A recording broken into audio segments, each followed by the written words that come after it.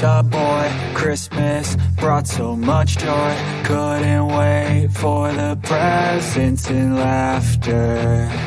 I couldn't sleep late at night, looking for Santa with lights. Those are the memories I still remember. Then I became a man, lost sight of who I am. But right in front of me was the answer. 'Cause on Christmas I feel joy, and I turn back to a boy. The answer is to stay young forever. This is not a Christmas, this is not a Christmas song. This is not a Christmas, this is not a Christmas song. This is not a Christmas, this is not a Christmas song. This is not a Christmas, this is not a Christmas song.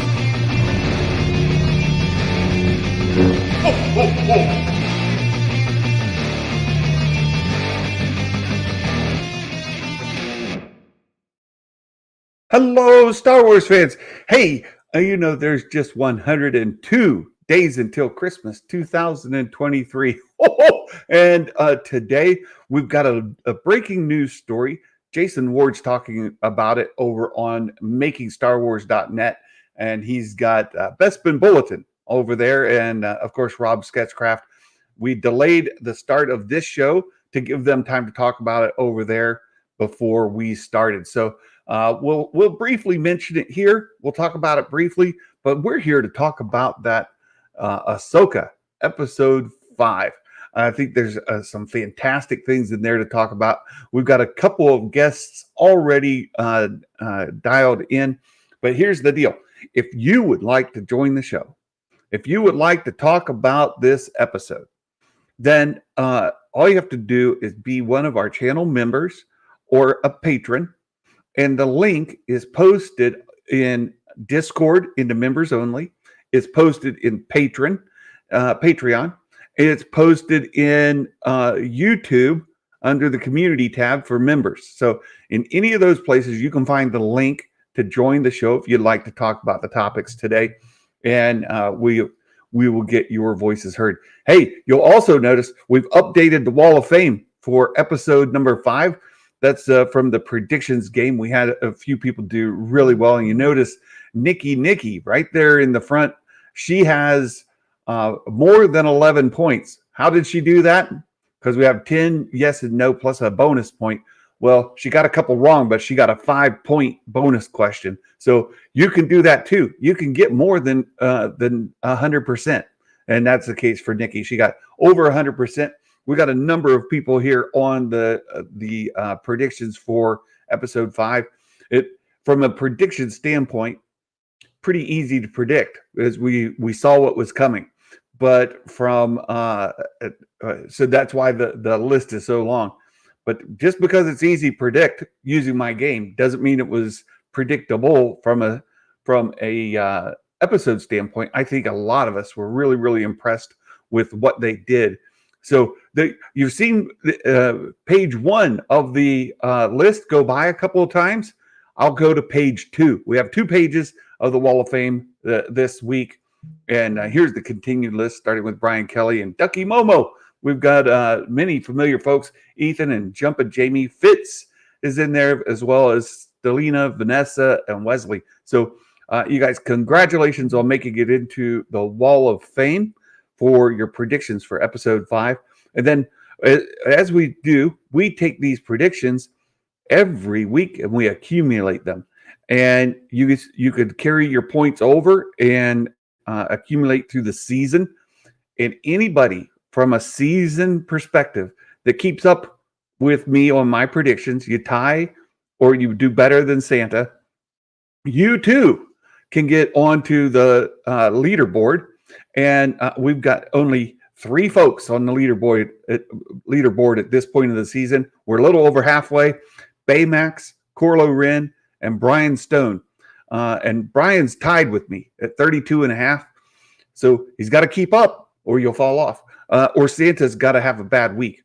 Or, there's other people who have a reputation We play this game every show we do, and there's one person particularly who plays the game almost every week, almost every single week. But then one week during the season, they just don't. Life gets busy. They completely lose track of where they are, and then they contact me after the show airs, and they're like, "I did it again." Like, yes, you did.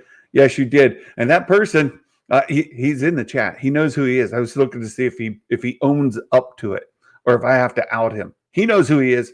He he misses those. But you know what? We've got all kinds of stuff we're involved in here. You see, we've got the likes on and the Patreon. We've got I actually have also the podcast. We take this show the day after it airs, we download it and we upload it to Spotify. So you can find us over on Spotify, of course, Patreon. That's a given. YouTube.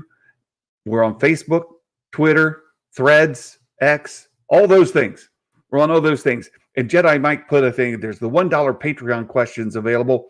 I want to show you guys because we were chatting about this a little bit earlier, and I did a quick kind of reorganization of the Patreon because for whatever reason, Patreon makes it harder to get their information than they should.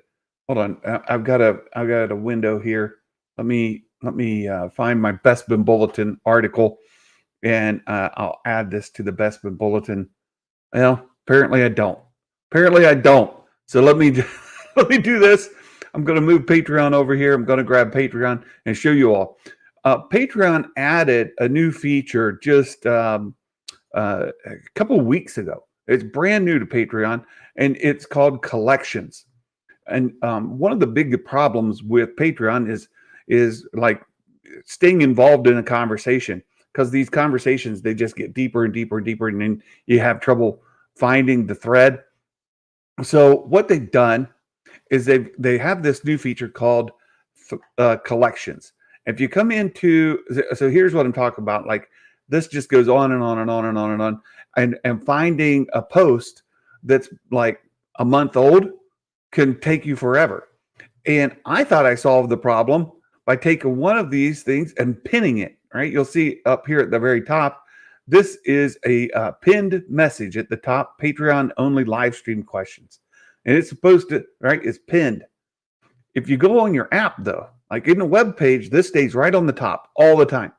But we found out if you go to it on using your phone, either Apple or Android, it doesn't stay at the top.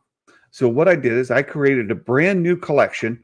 And so if you go to Collections on the web or in your app, you can find several channels, so to speak, right? Several collections.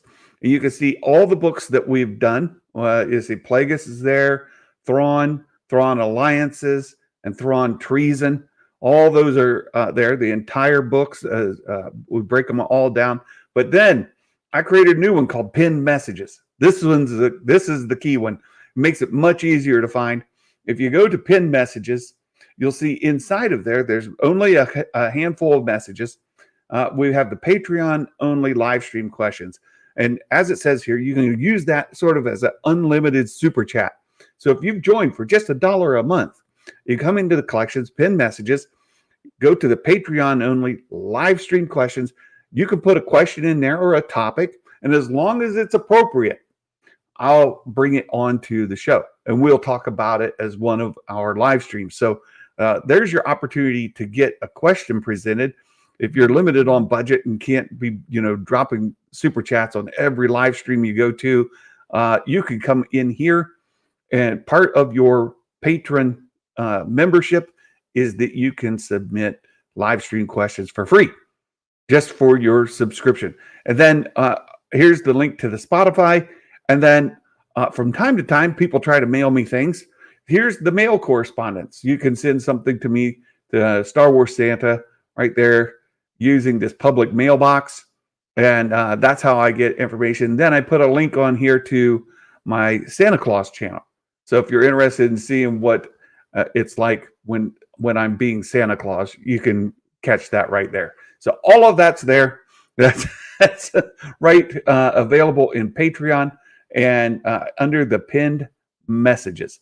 I hopefully that will help. And as Ducky Momo pointed out to me, uh, he couldn't find it. And when I went on my phone and I tried to find it, I couldn't find it either. And when I pulled up on the webpage, there it is right on the top. I'm like, what's going on? Pinned messages don't really work well on Patreon's app. So there you go. You can do all those things. Can we donate things for you to give to kids as Santa?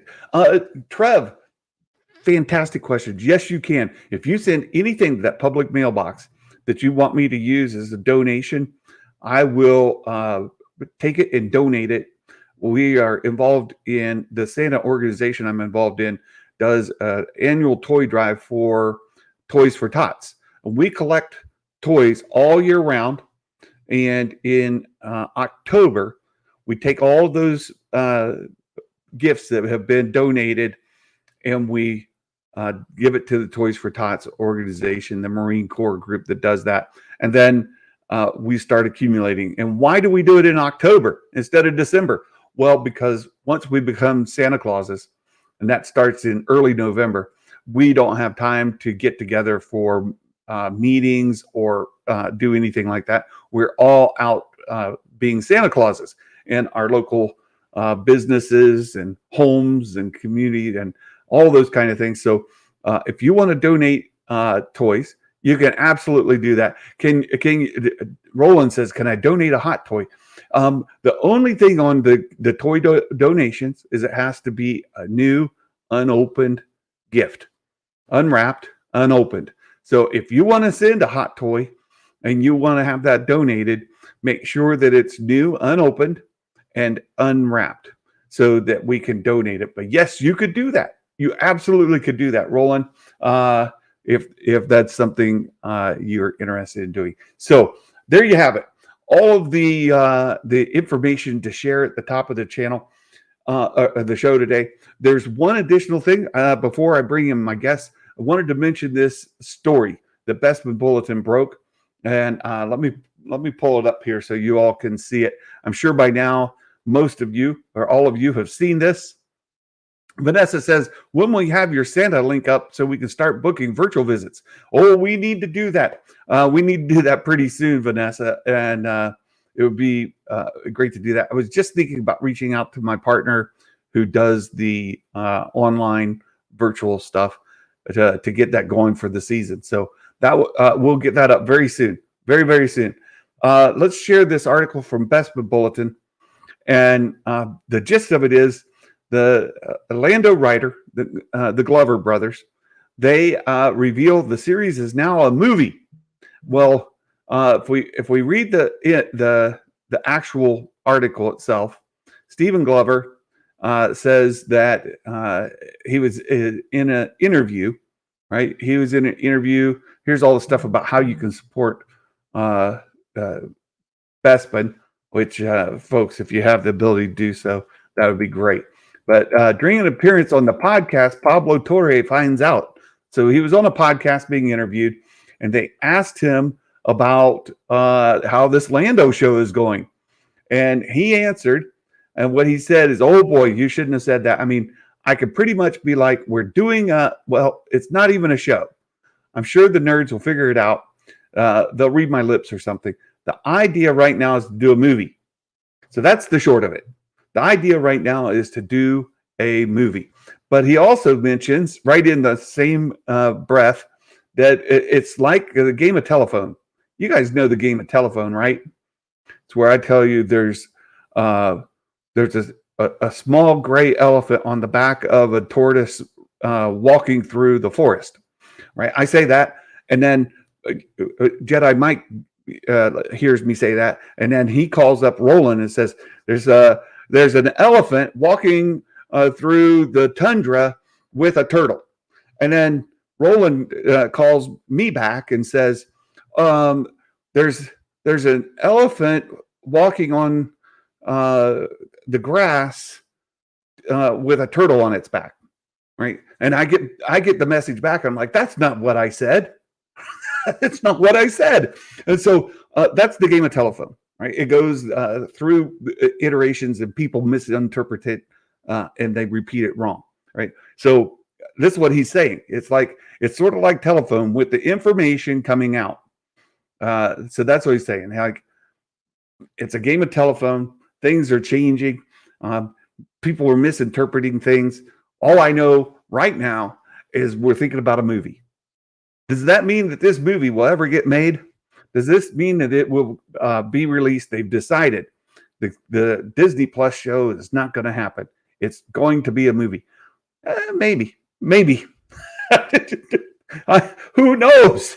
By the time it actually happens, if it's really a movie, if it's a show, or if it never happens in any event. So I want to bring that up.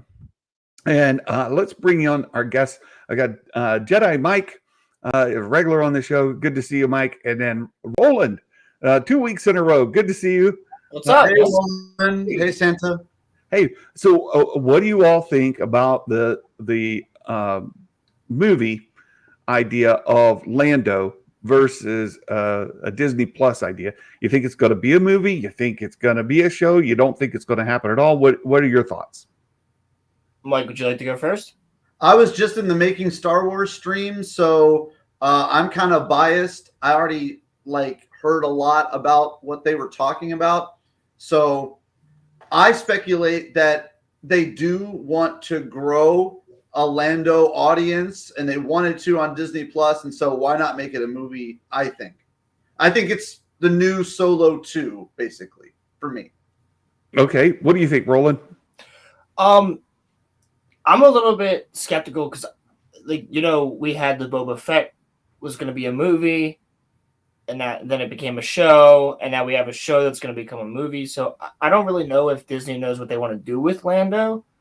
I'd be fine with a movie or a show, honestly, because I think Donald Glover I've liked Donald Glover since I was younger, and I think he's a really good actor, and I think he could do great as Lando. I think he was great as Lando. He was my favorite part of Solo. So I think if they did a movie about him, especially if they did it with the old Lando books, if they did something with that, that'd be pretty cool. So, yeah, I think you've said something here that's sort of key to the whole thing. Donald Glover, right? If Donald Glover stays attached to it, Donald Glover's involved in it, I think the interest for whatever it is will be good enough for them to be successful if they're able to control all the other factors. Right. Right. And Santa, one thing that I dropped in the Making Star Wars chat, right? Hail Lambhead, is if Donald's involved and Goran's involved, right? The soundtrack could be fucking dope. Oh, excuse me. See, play the Megan Trainer. Play the Megan Trainer.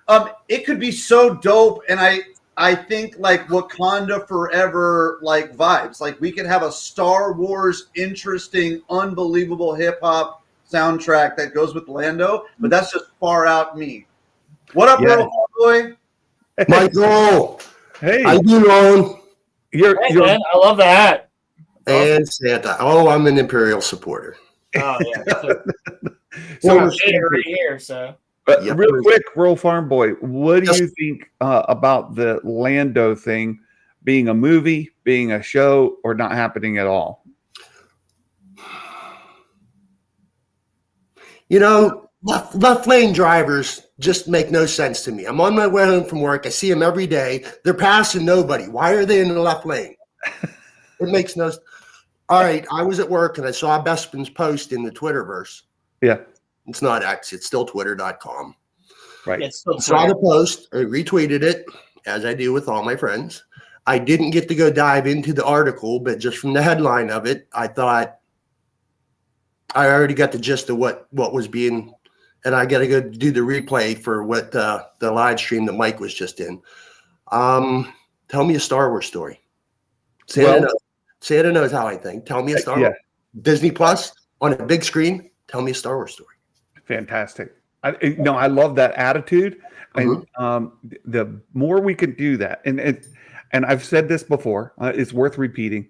the intro song that I have for my show now isn't my favorite style of music, but the words to that song are hugely important to me in how I view Star Wars and how this community, I think, sometimes loses focus on their love for Star Wars. It's right? so funny when you switch to that song, the zeitgeist. That was exactly when I was telling Josh and Theory that everything jumped the shark when they didn't like Andor, but we all got it. Like I told them that the Star Wars hate had jumped the shark at that time. That's funny. We'll remember that moment in life, I hope. See, I'm a little bit biased because I loved Andor in Rogue One. So when I heard they were going to make a show about Cassian, I was like, I'm all for it. Let's go. Yeah, so I think that's how I have an action figure of him in the other room on my shelf. Like I love the dude. I know people call him like knockoff Han Solo or whatever. I don't see that. I actually like Andor as a character. I think he had a good ending, and I loved it. Look, I'm with you guys. I enjoy it, and I also understand not every show is going to be for everybody. For some of us, yes, but some folks, no, it's just not the thing. And he never did own up to it, but so I'm going to out him. It's Nerd Mafia. Nerd Mafia. He's the dude. Every time we do a show and he does the predictions, there's 1 week where he decides not this week. I just can't do it. No, he forgets every single week. You know what he's doing that week? He's secretly in his journal writing jokes about basketball and stuff to like tease you and troll you. Well, he sent me a message saying I forgot to do it, but this is what I was going to say. But he's handicapping himself against the field. That's exactly true. Trev. That's exactly true, Trev. So no, I think what we said, Donald Glover is going to garner a certain amount of interest because he's Donald Glover. Yep. As long as he stays involved in the project, it can do well. They've got to keep the budget in line. They've got to keep the marketing in line, and they've got to release it in a way that makes sense. If they can do all of that, and sometimes they don't, but like the biggest problem with Solo, Solo had a whole list of things that they did wrong. And everybody loves to point, well, it was backlash against The Last Jedi. Perhaps. I don't think so. I think it was a contributor. Marketing. I think it was a contributor. Marketing's a part. Timing was a part. But there was also general knowledge that they had created this movie. They fired everybody involved. They brought in Ron Howard to redo it at last minute, and the budget blew up, and everybody's like, I don't even know if this thing's going to be good or not. Yeah, that was national news at the time. That was in my newspaper and stuff, So I remember that, and I saw it. I enjoyed it. I have it up here on my shelf. But I think the biggest problem with Solo was its pacing. It had a really weird pacing. Well, it did, and when you look at how Ron Howard had to put it together, it's also very dark. Like the lighting, and I think he had to do that, tone down the lighting to reuse as much footage as he could possibly reuse. So there's a ton of things in line for that, and so when you come out of Solo, you say, "Well, it lost money." Well, it lost money because they doubled the budget practically. Let's not get caught on hairs there, right? They dramatically increased the budget.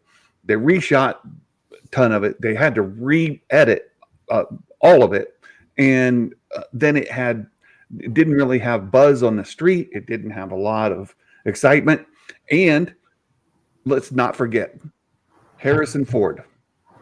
Harrison Ford is Han Solo. Exactly. And Harrison Ford was not Han Solo in that movie. And so when you put all of the pieces together, all of them together, Solo didn't make money. Had they kept the budget in line, it would have been profitable. Just the budget alone, it would have made profit. So hey, this is very inside baseball, but I want to put out there that the Disney acquisition of FX and FFX and Donald Glover, right? It's taking longer to line up some of these intellectual property rights stuff and contracts. Same with Marvel and the X-Men and stuff. So projects are happening in and out of time because of the strike, and they're being jumping back and forth together, but they always are lining up budgets so they hit their marks, I think. And so I wonder if that's some of the Donald thing behind the scenes is maybe, but we know they're going to have to control the budgets more. If they control the budget and they release it either as a movie or as a series, it can be successful. I don't think it's doomed to failure. I don't think any of that kind of stuff. Roland, as you said, Donald Glover as Lando, a lot of people loved that part of the show.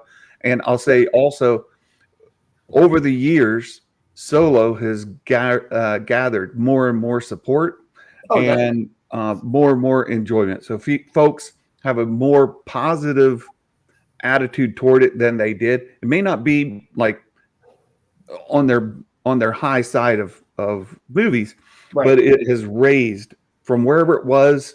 Right, if it went from bad to not as bad, or if it went from mid to okay, like whatever folks were, it's generally come up. So I think Solo could absolutely follow, as you said, to the. I mean, Lando could follow as the Solo 2. Donald would be huge too at Celebration in 2025 in Tokyo. Like that's peak Star Wars. I mean, if I may, I think that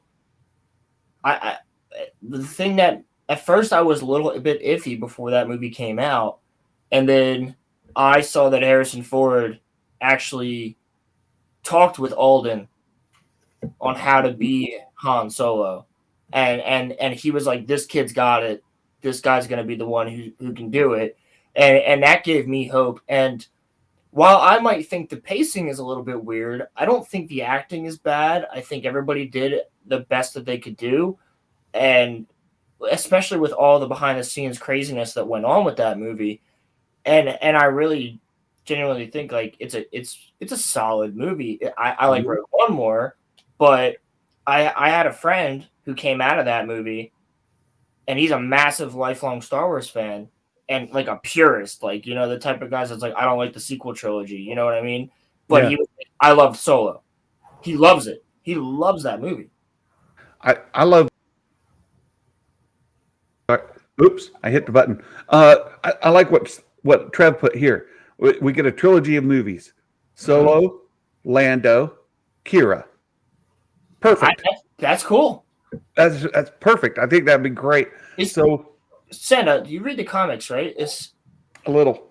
Does anybody here know if Kira's story is over yet? It's not over. It's not over yet, because I know it's survived comics right now. I haven't had a chance to really read them. And now you're getting into the Ahsoka stuff with should Maul come back or not, because T-Rev is ready to get into the chat about Maul. But anyway.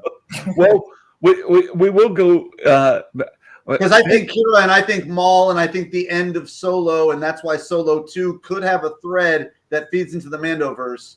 But it's all got to lead to Rebels, though. Yeah, well, right. And Roland, you're right. And Fitz, I see you misbehaving in the chat as he does. So and Trev's right. Maul should not come back post Rebels. Exactly, he should not. I agree with that. I agree. Royal Farm Boy, you have a note, or you're just agreeing? No, I just want to disappoint. I don't mean to disappoint Trev, but if Kira's story ain't over in comics, there won't be anything in live action. They won't cross over from one modern day word format to tell for one story, especially if one's still going. They'll wait till like a year after. I learned this off of a Star Wars author in a live chat with the Rule of Galaxy podcast. Right. He said Lucasfilm won't cross over something that's going on in one format, maybe a year after it's done, just like they did with Chrysanthemum.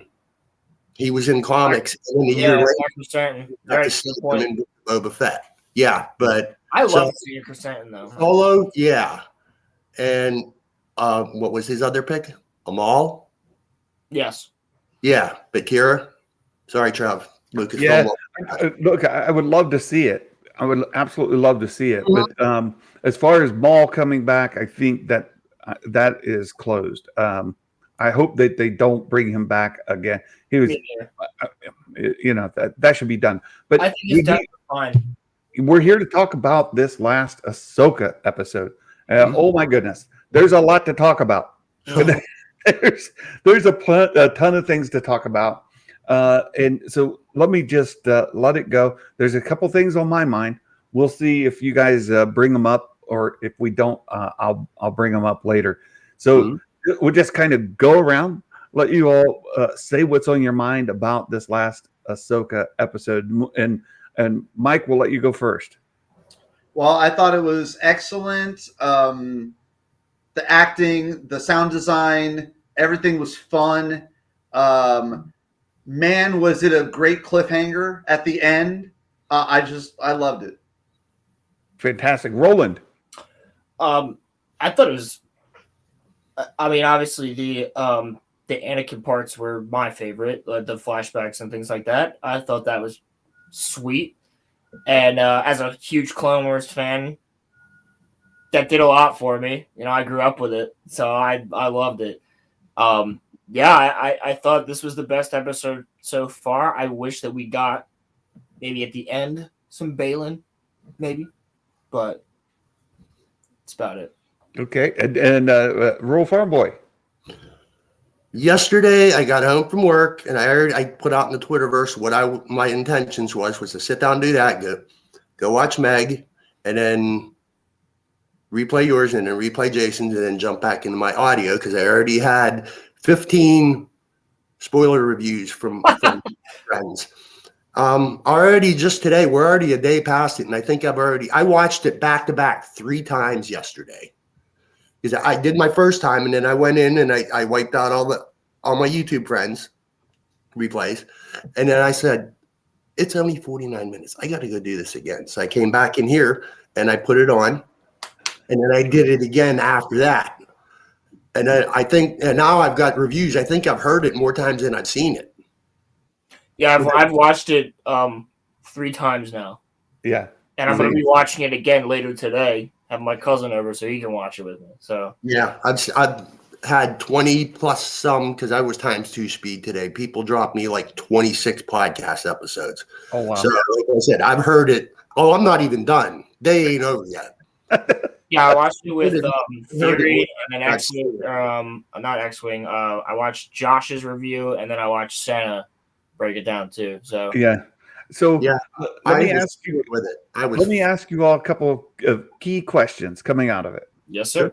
And the first one I think has to be the world between worlds. Where was Ahsoka? How did that whole thing work? What do you think?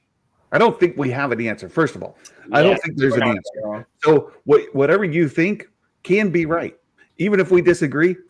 Because I have my thoughts, but my thoughts are sort of way out there. So I'll let you guys cover it first, and I'll tell you what I think. But what do you think was going on there with this whole world between worlds thing? Mike, I'll let you go first again. I think it is a Force ghost Anakin, just like they're tangible things within the world between worlds, however you get there. If it's a portal, if it's you are passing to the other side and your Force energy gets there, right? So I think I think Ahsoka is the same as Anakin in the world between worlds. She's less Force ghost. He's more Force ghost, but he's a little bit tangible. Maybe. I don't know if that makes sense. It's like plasma, not solid liquid gas. I'm all about plasma. I'm the one in the middle, Well, you jump topic just a little bit. The question is about the world between worlds. Yeah. Okay. So where is that? Where was she? Is this all in her head? Was she in the ocean? Was she transported out into some mystic space? Is she somehow in the Mortis cube? What is this world between worlds that Ahsoka was? I'm going to go to the typical pop culture stuff. I'm going to say it's the White Room in the Matrix. It's the anti-void that Balin's talking about. It's It's the same in the middle of time and space. It's the same world between worlds as we've seen in Rebels for me. You think it's the same? Yeah. Very, very good. Roland, what do you think? Oh, I think honestly, sorry, I was looking at chat. I think that this was mental. I think not to say that she wasn't there in the world between worlds, but I think it was a way of, even though we didn't see her, Morai showing her that like this is always going to happen. Things like this were always going to happen, and I think that when she was there, it was the Gandalf moment. And I know Filoni brings that up all the time, but when Gandalf talks about in The Two Towers, when he says, I traveled through time and space and I was naked and all these other things, you know, and I lived 1,000 years and came back. Like, I think it was one of those moments. I think her body was in the ocean the entire time. Mm-hmm. I don't think she actually physically was transported to the world between worlds. I think while she's there, it's a mental version of being there. Very good. I don't quite think that was even really the full-on Anakin Force Ghost himself. I think that we're going to see that, but I think that she needed this. She needed to come to terms with these things, and her mind and maybe Morai's influence did that for her. Excellent. Roll Farm Boy, where are you on it? I'm kind of partially right there beside Roland. It was a few days back when I want to say it was beginning of the week. Star Wars Miss Meg put out a video, and she kind of spoke to it as that she didn't feel it was the world between worlds. It was Ahsoka in her head. So I'm partially there with that. And then some parts of it does feel very worlds between worlds, because even though Anakin's one with the Force, there are parts of that world between worlds because it's everything everywhere all at once, all the time. That's what the world between worlds is. So Anakin can be there. To me, it's a bit of both. I love where you guys are going with it. I'm kind of with that. And Both. I'll ask quickly before I give my full thought on it. Mm-hmm. How is Jason hearing the lightsaber duel, and did Hera hear it, and how did she hear it? Mike? I believe Hera was in her spiritual force place, hearing things between the waves for her that were resonating for her, and how she touches the force as a lay person. But I don't think she was hearing what Jason was hearing. I think Jason can hear things because the world between worlds is part of the living force, or it touches that. That's for me. Very good. Roland, what do you think? I think Jason has a similar ability to Balon, actually. Because Balon didn't know about Ezra or things like that, and he speaks to Sabine, and then and he says, "Oh, you're looking for your friend." Like, he's obviously reading her mind, right? So I think Jason's ability, like how, you know, Cal Kestis has psychometry, Anakin's good with, you know, seeing the future, Ezra can speak to animals. I think Jason's ability is he can literally induce like force sensitivity, not like full on, like no one can use the force, but I think he'll be able to kind of show them, like hypnotize them into hearing what he's hearing in a different level of reality. That's what I'm thinking. That's why he's like, "Mom, listen harder." And I think that his force energy is going into her, and she's able to hear what he's hearing. Very good. Roll Farm Boy, what do you think Jason and Hera were? Well, this goes back a couple parts ago in that conversation that Ahsoka had with Sabine when she said, everyone's connected to the Force. It's just a matter of talent and training.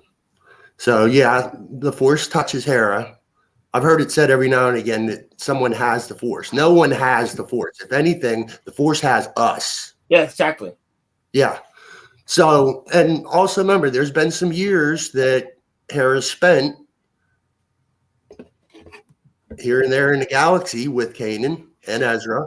So she's likely may have a connection in that way through watching and learning some of their things. I think to me, when Jason said it's the lightsabers. And then Hera really tuned in. She closed her eyes and standing right there with him. Maybe not to the degree that Jason could feel it, but I think she heard just a little bit. She watched the look on her face when she turns around and she tells Carson, "You're going back up. I know you're going to do it. You're going to do it again. We're to get this done." I think she had got a slight tinge of it. Just look at the look on her face when she turns around before she even opens her mouth to Carson. So, Santa, Roland inspired my muse. I got really cynical and I got Disneyfied, and I was thinking about all the different ways that we're learning how the Force works. Yes. And all of a sudden, I got into like a 10 and a 20-year Pokemonization, like DBZ future of Disney Star Wars and the different levels of people and their faith in the Force and the different power levels and the different attunements and stuff. And I started seeing different color lightsaber stuff. And I don't know if you guys are following me, but it's kind of a crazy Magic the Gathering future of Star Wars. So I think you might be onto it. So I go back to a conversation I had with Sheev the Wise over as we were getting ready to start this series. I went on to Nerd Mafia show with Sheev, and the three of us talked about it. And then we hopped from there over into Star Wars Obsession show. We talked about it more. And one of the things that Sheev helped me see that I hadn't caught before is as Ezra was going through his progression to become a Jedi, and he starts with the Force sensitivity, he starts through the training, he starts connecting to the Force more and more.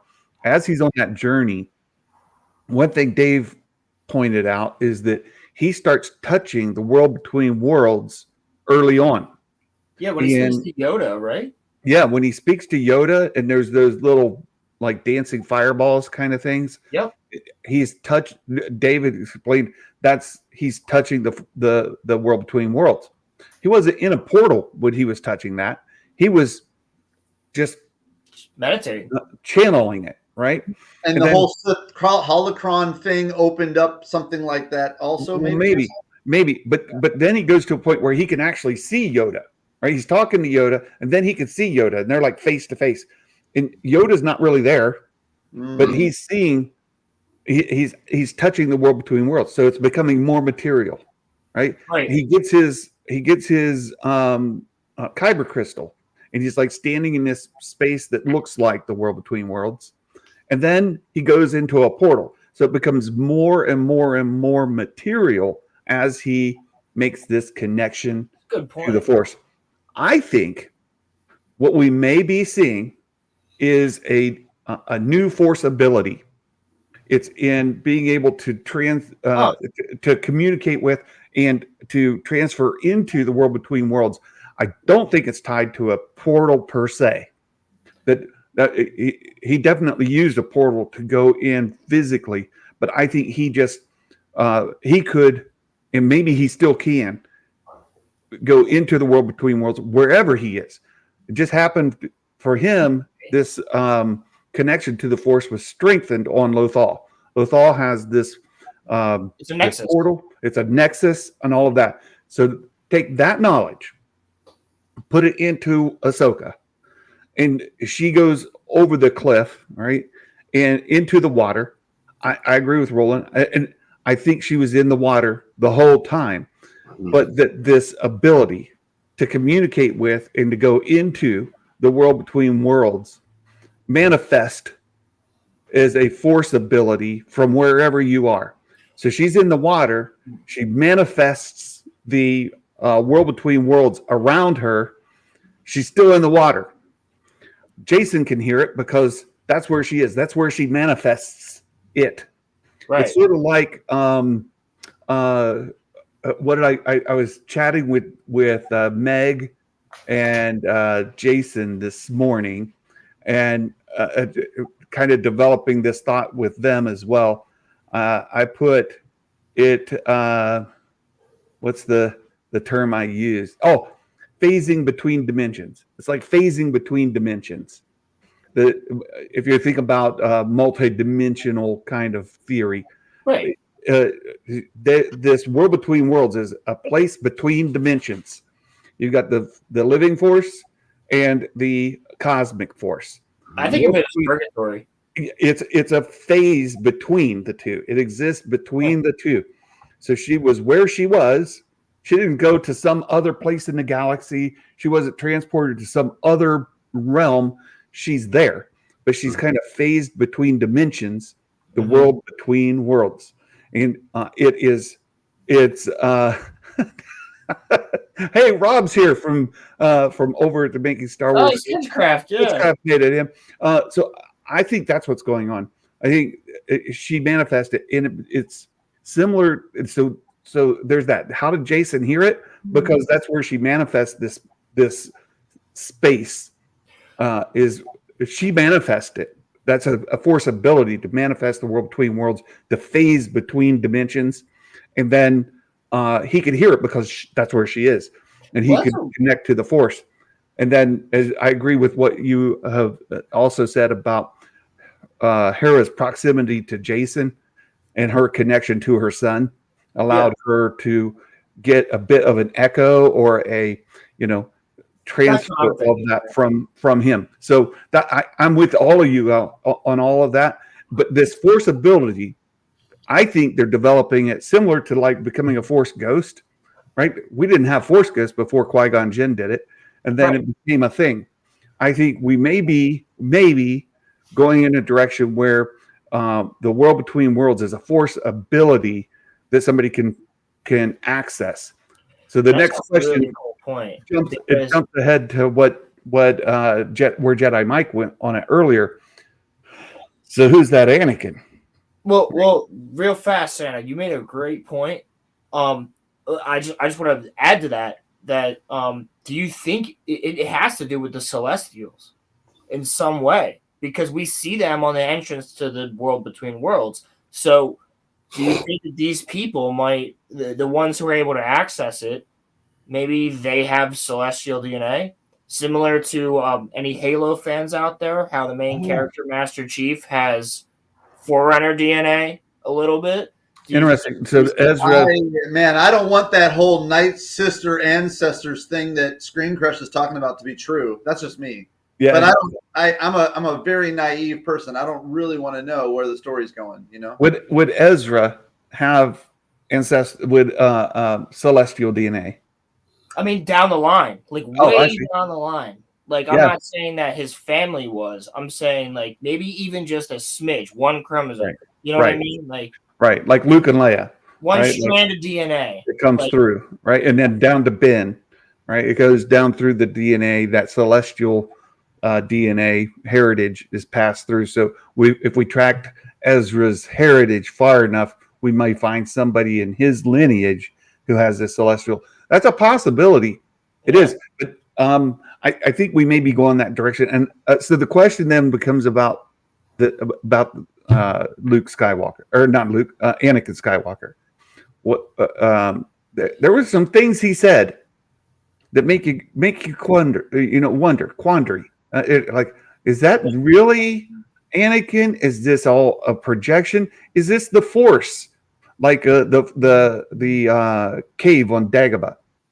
Is it the Force manifesting a version of Anakin, like it did with Darth Vader to Luke, doing an Anakin to Ahsoka?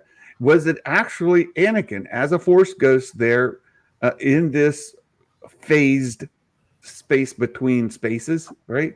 To use a term that Will Morgan used, space between spaces was where that came from, where the idea of the world between worlds came. So is that him? Is it a Force projected? Is it all in her mind? What's the deal there? And I know, Mike, you already touched on it. You jumped ahead.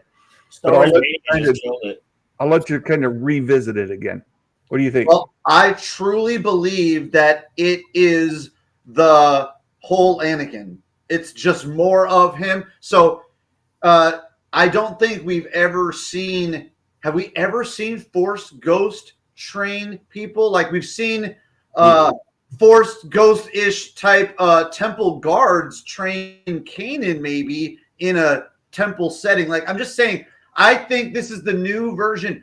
Anakin should be the first person in Star Wars lore that we ever see really train in this new level of Force ghostness. I think we'll see Qui-Gon maybe training later, and we'll see other things maybe training. So I think it's really Anakin, and I think it's really Ahsoka. I think she's in purgatory. That's why I dropped the lost purgatory. Lost digits. I believe the void and the light is the purgatory that we're all in. But I'm literally a survivor. Like I've gone to the other side and come back. So I believe that's where Force stuff is going with Star Wars. This is what I believe. I think it's really her. I think it's really his spirit and essence, both of them. Well, let me. I highlighted Trev's point because yes, Obi-Wan starts training Luke right away. As soon as he becomes a Force ghost, he comes back. He says, "Use the Force, Luke," and then he talks to him, tells him to go to Dagobah. He does several times, interacts with Luke, and gives him instructions. So I think we have a precedent for a Force ghost teaching somebody who's in the living Force from the get-go. But I guess I meant a new level. I mean, Luke manifests himself in The Last Jedi and is fighting Kylo, and then Kylo and Rey are talking to each other with their Force walkie-talkie stuff. So I'm saying we've seen different levels of it. They're slowly getting it to us. And for me, it would be the zeitgeist. It would be justice that Anakin is the first one that's really in the world between worlds doing some Force lightsaber training. Because Ezra and Ahsoka were just kind of grabbing each other and talking to people. Oh, don't say that. Palpatine reached in. Can't forget that. If Meg were here, she wouldn't let you get by with that, Mike. Because Palpatine actually reached in, and he was affecting them. He was pulling them to him. Yeah, so, and he projected like fire in. And I love Rob put this in. It's worth saying, right? It says Ahsoka was officially in purgatory. Yeah. Very good one, Rob. Purgatory. That's the name for the world between worlds is purgatory. Purgatory. I love it. Brilliant. Brilliant. Yes. Go ahead, Roland. Sorry, I interrupted. No, I was done. I was just saying. Okay. Farboy, what are you thinking about the whole situation there? I honestly think that the world between worlds itself is, like I said, it's much like where Gandalf went. Yeah. It's an area to learn. It's an area you can spend thousands of years there and not age, is what I'm thinking. You know what I'm saying? So, Rural Farm Boy, what do you think about the Anakin situation there and Ahsoka and all that? I think the world between worlds part to me starts when she drops onto Teth, because that's the first place we go. Their very first battle, where she was 14 years old. Yeah, and she's confused because that's grown-up Ahsoka in 14-year-old Ahsoka's body. She does. Why are we even here? We did this years ago. I loved Anakin's line there too, where he goes, "Yeah, it is the Clone Wars," you know. Great. Yeah. Now I ain't quite so sure, because even though we don't see any portal doors on the walkways and the pathways that they're standing on, there's not a one to be seen anywhere. No. But between worlds can be as big as the galaxy. Well, and think about how she went between worlds, right? He crashed the floor out from underneath her, and she fell down. I haven't touched anything yet, and it was, and that's when we started. So now that's got me. Yeah, it still feels like some parts of that was world between worlds when he says, "I'm here to finish teaching you." Yeah, yeah. And Indeed, he does. I agree, and I've come around on this because at first I thought the entire thing was a projection, but if she's manifesting this space, right? She's manifesting this space between spaces, the world between worlds. And Dave has said it would present itself somewhat differently to anybody who's in there. The way that Ezra saw it and the way the portals were marked for each of the eras, right? They had symbols around them that were particular to the thing that they were seeing. That was all manifestations that Ezra created. He manifests that. If Ahsoka is manifesting a version of it, her version of it, it looks different, and it still manifests where she is. And I do think that she this is all through the Force and connecting to Anakin. I think that was Force Ghost Anakin. I don't know that. But, the early interpretation was that maybe he pulled her in. I think it's opposite. Maybe she pulled him in, right? So she needed this. The Force is manifesting this. She's there. She has this lesson to learn. The dark side cave with Luke, all of it kind of combined into one magic stew that was this episode 5 of Ahsoka. It's absolutely brilliant, and I think I've seen this go around where they say, "Let Dave cook." Yeah, he made a delicious. My friend texted me like when he watched the episode yesterday. He goes, "Dave's cooking with gas." That's all he said. He made a delicious stew that I am absolutely loving. Absolutely loving. Some of you guys are better chefs, and you understand where the Ahsoka the White thing is going, because Meg really teased the hell out of me with maybe time is different in different places that we're going to go also. So not only is the Force different, but maybe we're not going to have terrible Marvel time travel issues, but we are going to have some time stuff after all with the World Between Worlds. And Ahsoka the White's going to come back, and she's going to be white again with Sabine, like we didn't get at the beginning of the season. But Meg was teasing that. So no, she even doubled down on it today to say she thinks it's not a thing. Yeah, no, it's not. I don't think it's a thing. It's just a retcon. We all know that Dave has no problem retconning stuff from the past. Yeah, it's 100% retcon, and Dave doesn't want time travel in Star Wars. I don't think that's happening. Yeah, a lot of people, a lot of people are hooked onto that one word, right? It says he's reaching out to me through time and space. They're saying, "Oh, he said time." Calm down.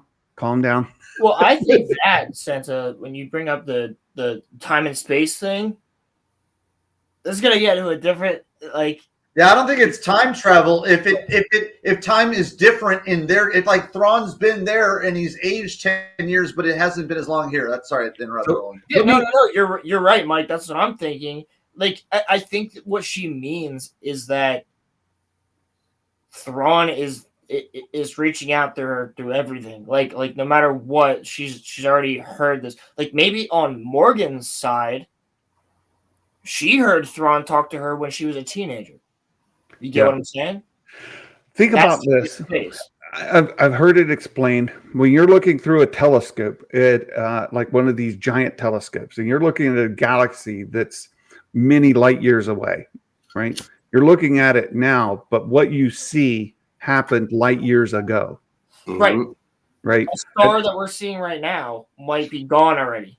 Exactly. So think of when she says time and space like that, like it had to travel through a long amount of time, space, and that time variance there, like the speed of sound, right? This and how the Star Wars managed that to begin with, and all of that, right? So we got to get into fantasy. You can't let it go too far where the speed of sound is X, and to get a message from Coruscant out to wherever would take years and all of that, right? You got to get past all of that. You got to let fantasy be fantasy. And so when you send a message from this galaxy to that galaxy, it's not going to take it hundreds or thousands or millions of years to get there. It's this time space thing is kind of compressed for Star Wars. You see that Thrawn looks a little older. Yeah. And like Trev said, when you look at the sun, it's 8 minutes ago. Exactly. Yeah. Right. So yeah, and other galaxies affects relative time. Exactly. They've got to work all that. I want to show you guys something because you brought it up there's two other topics I want to talk about, and Awesome. let me do the quick one. I think quick one first. As I was watching the show, and I saw the Clone Wars and the Siege of Mandalore, all of that, and young Ahsoka. And if you watched my breakdown when I was watching it, it struck me that the Jedi were bringing children into war. Yeah. There's no way you look at that young actress, and like I said, she's like 16 years old, but you look at her, she looks like a child. And when it is jarring to me to see that the Jedi were taking little children into war where mortars are coming down and doesn't Anakin say that? He's like, I'm sorry, I have to. He doesn't say I'm sorry, but he's like, I have to train you to be a warrior. Yeah. I can't not. We have to be the leaders. And yeah, I mean, she's 14. And that's the first time she goes to war. And you know, we see Teth, and then we see Ryloth. And I think that Ryloth battle, real quick, is something we haven't seen. I don't think no, not that portion. We saw the like in space, we saw different things, but we didn't see that. And as Trev put, Anakin's only 19. Well, we send soldiers into war at 18, 19 years old. We do that. But Yeah, when you see a 14-year-old, in the 40s, so yeah. So to me, that was jarring, and it's a little bit telling. Like, sure, you need to train them, but do you send a 14-year-old where mortar shells are coming down and people were firing active combat, frontline combat? Do you send 14-year-old into there so that they can be trained? It just to me, you tell that 14-year-old they're a commander of a whole yes, platoon. Exactly. Know what I mean? Like, exactly. Like, okay, you're a commander now. You have to lead these troops. 14. I know. These guys are 10 years older than you. Yeah. You know what I mean? Like, right, full-grown men. Yeah, and so to me, that was really powerful to see in live action. We'd seen it in animation. This isn't new to us. It's been around for a very, very long time. But when you see it in live action, to me, the actress did so well with the facial and the emotion and stuff like that. She was perfect for young Ahsoka.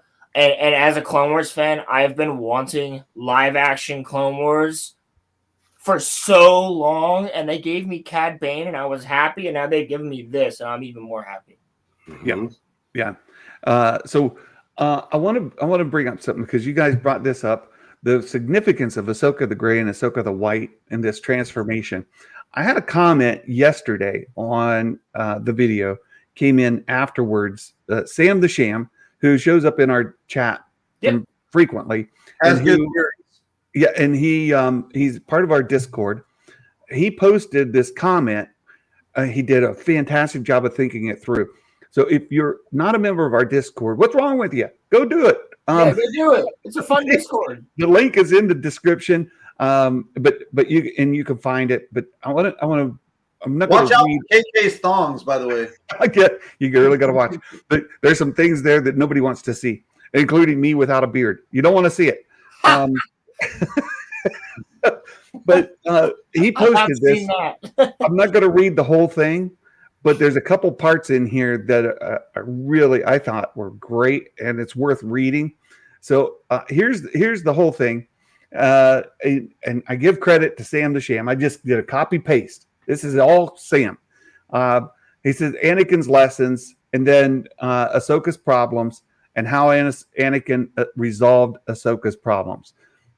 Brilliantly written, but I love this part here where the Shadow Warrior, right? That's the name of the title of the episode, Shadow Warrior.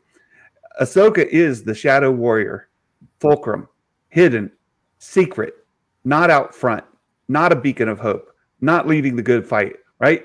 She's behind the scenes. She's involved. She certainly is alongside, but she's the Shadow Warrior. Absolutely spot on as Ahsoka the Gray. Ahsoka the White, now she's Ahsoka the White, a symbol of hope, peace, justice, a guardian of good, leading the way to the new galaxy, a full display of the new republic. Absolutely brilliant, Sam the Sham. Thank you for the comment. And you guys, That's awesome. you can read the rest of it there. But this transition from the Shadow Warrior to the light, right? You shine a light in the shadows, and you reveal the truth. And now we see Ahsoka, like the light literally came and lit her up. And we were watching the episode, light comes through the window, illuminates her. She becomes bright, and then she puts on the white. It was done so visually stunning. But then great. this analysis that Sam put on my comment yesterday, I had to go back to it because he nails it. The Shadow Warrior, she has been the secret one, Fulcrum. She has been in hiding. You go read her book, right? Go look I at love her that book. story. Oh, so good. It's a great book. Now, I actually got to do a book report on it because my teacher told me to pick a book, and I have the same one. I have the same one, Mike. And my teacher was like, "You need to pick a book to do a book report on," and she let me do Ahsoka, so I did that back in high school. Look at that hardcover. Look at that hardcover. So good. Listen, it's awesome. That is awesome. Yes, it is so good. And hey, can I plug one more thing on your Discord for real? Santa has a mental health thread, right, for people to talk to each other and stuff. And in like the philosophy and like the health game, the shadow work is what we do to like heal ourselves from the inside. So sometimes when you go to that world between worlds and you do the shadow work, it's painful. But Santa gives us a place to talk about it in the Discord. Exactly. It's important to me because with a great community. I'm on a mental health journey of my own, and this community, you guys do so much for me. It's important that we connect with one another in a meaningful way, other than just like whatever we're doing. So, I like to always I like to always just shout you out as the most wholesome guy on the internet. Like, well, thank you. Like when I'm doing my streams, I'm like, make sure you go and sub to Star Wars Santa because he's awesome. Except the elves are locked up in the past. Like this community is so beautiful. Thank you. It means a ton to me, and it's why we exist. To tell you the truth, this is why we exist. And there's a long story to that. I don't want to go too far into it, but thank you. It touches my heart. I really do appreciate it. I think the other Shadow Warrior stuff that would be interesting to talk to Rural Farm Boy and everybody about would be the Kurosawa cinematography angle and how well Dave did with this episode. Yeah. The layers in this episode, that's what I said. It's a brilliantly baked stew, right? It's just that it's rich in flavor, it's in texture, in color. All of the pieces of this stew are just brilliant. Like he's a master chef, right? He's a master chef. We put this stew of episode 5 together, and we have eaten it up. And we asked, "Can I have some more, sir? Can I?" Please let me have some more. We're going to get more for a long time, and a lot of people are going to study this because I'm with Sketchcraft. I'm with Rob. I think this is going to win sound design awards across the sound design is amazing. Yeah, and the Kiners, chef's kiss. Too good. Get them for every single thing except for Mandalorian. Let Ludwig do, Mandalorian. Yep. And then get the Kiners for everything. Let Ludwig and let Nerd go crazy on the Lando soundtrack. Pop. Anyway. Very good. Well, we've gone a bit over an hour. I know. I've got to get back to work, but it has been great here today. I've had a wonderful time talking with you guys. We'll give you all a chance to go through one more time. Anything we brought up that we didn't give you a chance, right? We can extend the show a little bit more. If there's something just burning that you want to talk about, and we've sparked a memory, now's your chance. So we'll go around like we have during the show. I think RFB should go first. Oh, okay. Roll Farm Boy. Last one in, first one out. What do you think? All right. Anything burning to talk about? I'm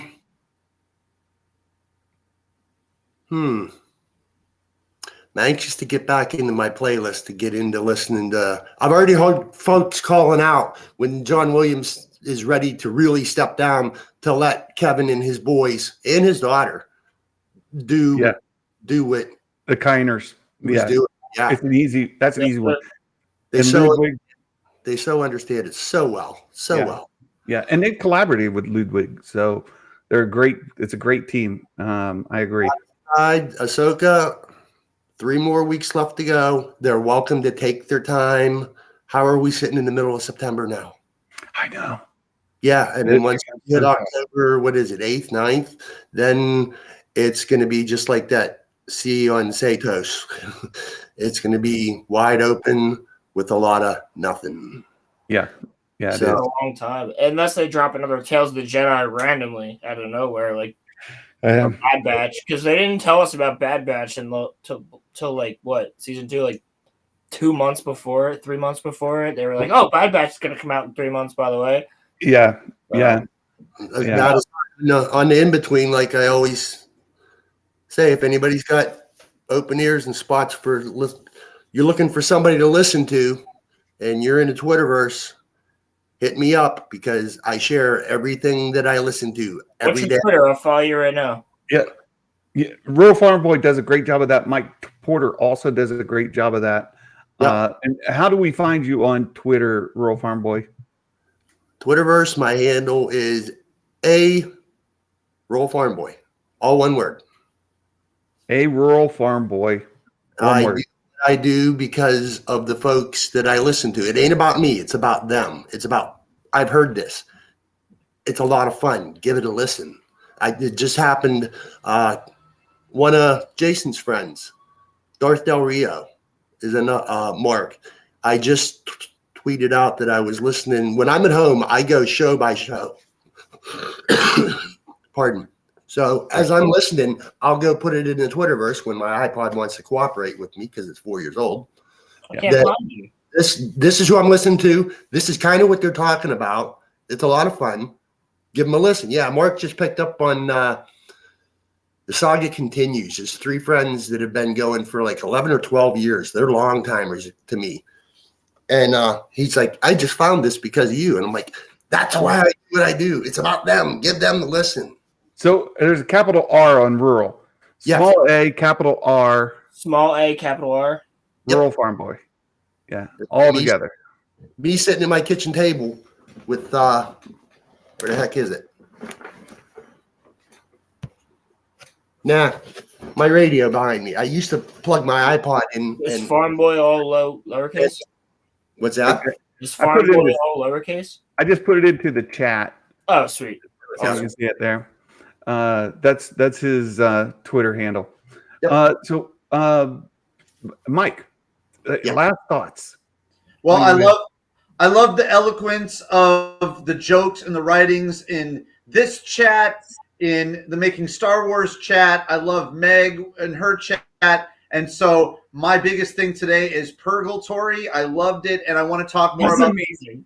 I want to talk more about the space lanes and the Jonah the Whale thing and the infrastructure, right? Because I'm a little cynical about the Magic the Gathering Pokemonization of the future of Disney and force abilities and different toys and different tchotchkes or whatever. But at the same time, High Republic to the future beyond is so bright with infrastructure and hyperspace lanes and force abilities of all spaces in many dimensions. So that's where I leave us. I'm excited. The second half of the show was just as good as the intentional Anakin part. Like, that's what I'm saying. Like, the show has so much we could talk about. Just episode 5.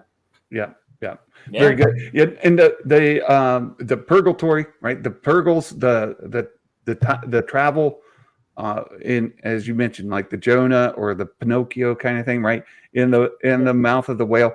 I'll say one thing: is that whale was closing its mouth, very, very reminiscent back to Han and Leia, right? Coming out of that asteroid. Excellent. Yeah, very good. But I think they did a great job on all of that. And we could talk about the space lanes in a little bit. Meg brought up a good one today. What are the chances that the Purgle that Grogu saw when he was traveling with Din? What's the chance the Purgle he saw was the same Purgle that Ahsoka is in? Oh my gosh! They were flying. That far one's out the massive. outer rim, The right? one that he sees is massive. Possible. It's So, possible. oh, I didn't even think about that. And from a timeline perspective, it could be running parallel. I didn't even think about that. That might be too on the nose for me. How we watch Meg. That's Good what- on you, Meg. I Yeah, this is why we watch Miss Meg. It was good. watched Meg, but I must have missed that one. Like, It was good. It was good. I also watch Meg for the curves. I'm just saying. Oh. Oh, funny. Hashtag after dark. Very funny. Roland, last thoughts. last thoughts. I love the episode. I can't wait for next week. I hope that we see Thrawn next week. I think we will. And yeah, I thought this was the best episode so far. I just wish we got a little bit of Balin at the end because he's like so far my favorite character of the show, other than Anakin, of course. But as a Clone Wars fan and a prequels fan, this did it for me. But to quote Anakin, I want more, but I know I shouldn't. Yes, you should. That's so good. It's so coming. good. I don't want to get too much into spoilers because I know Mike's been trying to catch it more, naturally. So we'll stay away from that. But there's some things coming that have been rumored that we haven't seen that I've got questions about. I got lots of questions about, and I think from everything that I've heard that we should get Thrawn in the final 3 episodes, all 3 episodes. So that's a good thing. Can I tell you one more thing that's in the zeitgeist that's very not spoilery, but it's so popular right now. Like people are talking about Ahsoka and stuff, like our friends, that my homegirl the other day had a dream overnight and was texting me about it. And it happened to be about a white wolf. And when she put that in to send me a funny GIF, right? The World Between Worlds showed up as her GIF because so many people are looking it up. And I was like, dude, you're haunting me. Like, what's up with that? How did you know? Did you know that I was on with Santa and we were talking about the Purgle portal and the white wolf portal? And it was no. They just had something like a spirit animal white wolf dream because we do a lot of spirituality work. But when you look stuff up in the zeitgeist right now, that's what the Google's going to pull up. That's what the GIF's going to pull up if you look up white wolf right now. So, real quick, we're in it. Real fast, Mike. Yeah. To your point, you know Balin, Skull, and Shin Hati. Skull and Hati are both. I know Santa probably knows this. Skull and Hati are both wolves, and Marok was from Norse mythology, but Marok was, I think, one of the knights of King Arthur, and his wife deformed him and turned him into a werewolf. Right. So there's a lot of wolves all surrounding this show. Well, I wonder how that connects with the Gandalf white wolf and the white Ahsoka thing. Well, let me just tease out a little bit. I'm going to tease out a little bit, and because Will Morgan talks about that too.